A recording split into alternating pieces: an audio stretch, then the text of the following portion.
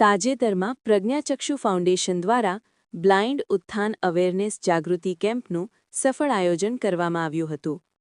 આ કાર્યક્રમનો મુખ્ય હેતુ અંધ વ્યક્તિઓને રોજગારક્ષમ બનાવવા અને તેમને આધુનિક ટેકનોલોજી સાથે જોડવાનો હતો।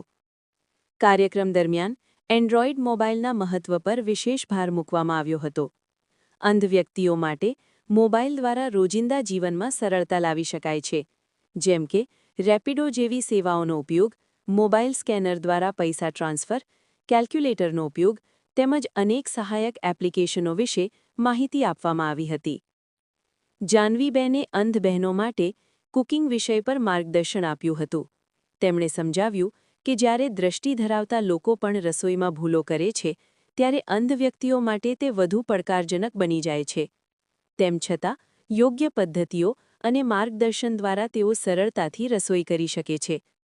કાર્યક્રમની શરૂઆત પ્રાર્થના સાથે કરવામાં આવી હતી, જેમાં જાનવીબેને સુંદર શ્લોક રજૂ કર્યો હતો અને ફૂલચંદભાઈએ તેમનો સહયોગ આપ્યો હતો। સંસ્થાનો પરિચય ચાંદનીબેને આપ્યો હતો। એન્ડ્રોઇડ મોબાઇલ વિશે પરિમલભાઈએ વિગતવાર માહિતી આપી હતી। સંસ્થાના મહત્વના સભ્ય રવીન પુરણિયાએ રોજગારના વિવિધ અવસરો અંગે માર્ગદર્શન આપ્યું હતું। આ કાર્યક્રમમાં શ્રીમંત ફતેહસિંહ લાઇબ્રેરીના પ્રમુખ શૈલેષ સોમપુરા મુખ્ય અતિથિ તરીકે ઉપસ્થિત રહ્યા હતા। સાથે જ રાજા મહારાજા અને નટવરસિંહ ચાવડા વિશેષ અતિથિ તરીકે હાજર રહ્યા હતા। કાર્યક્રમના અંતે આલ્ફા હોટલમાં ભોજન વ્યવસ્થા કરવામાં આવી હતી। કાર્યક્રમની શરૂઆત સવારના ચા નાસ્તા સાથે કરવામાં આવી હતી। આ સમગ્ર કાર્યક્રમ પ્રજ્ઞાચક્ષુ ફાઉન્ડેશનનો એક સરાહનીય પ્રયાસ હતો, જે અંધ વ્યક્તિઓને આત્મનિર્ભર બનાવવાની દિશામાં महत्वपूर्ण पगलू साबित थयो छे।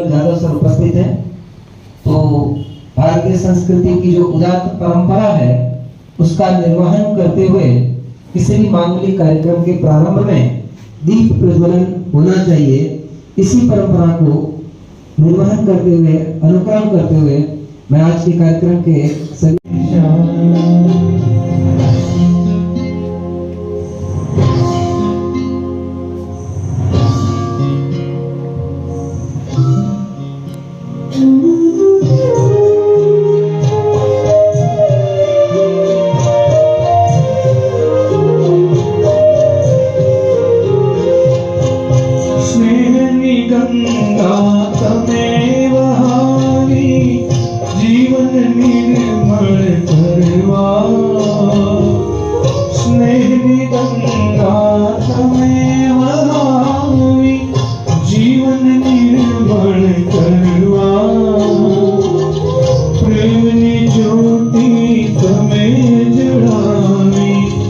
आत्मा उज्जवल करवा,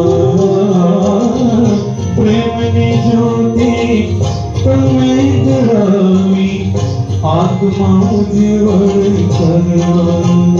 तम सूरज थईने